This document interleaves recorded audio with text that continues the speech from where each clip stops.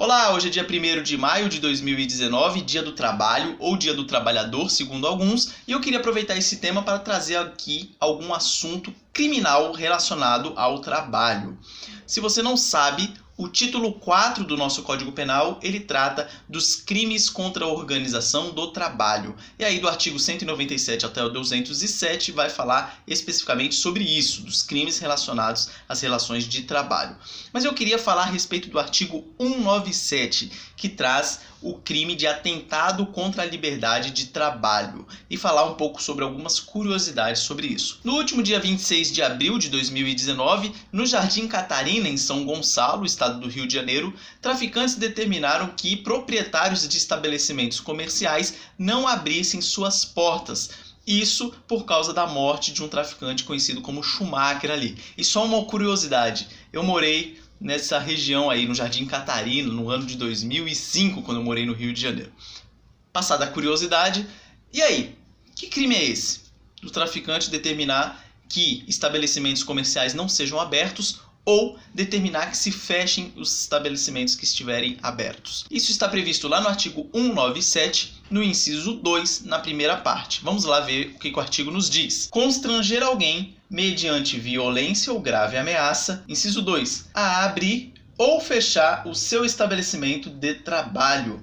Pena, detenção de 3 meses a 1 ano e multa, além da pena correspondente à violência.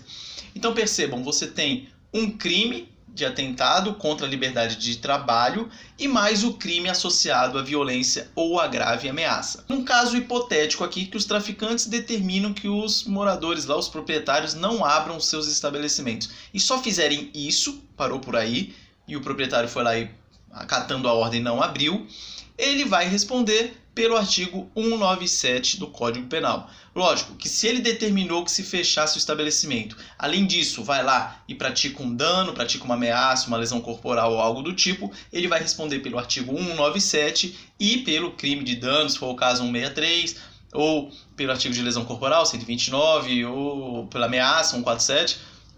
Então uma coisa e outra coisa. E é importante dizer o seguinte, que esse crime do artigo 197 ele é de ação penal pública incondicionada, ou seja, independe da representação do proprietário do estabelecimento. Chegou ao conhecimento da autoridade policial, vai instaurar o inquérito, vai rolar processo e no fim ele pode ser condenado lá se descobrirem quem é o autor ou não. E falando em autor, o sujeito ativo, ou seja, quem pode praticar esse crime, é qualquer pessoa.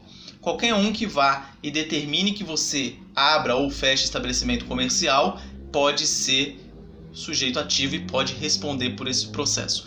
E no outro caso, o sujeito passivo será o proprietário do estabelecimento.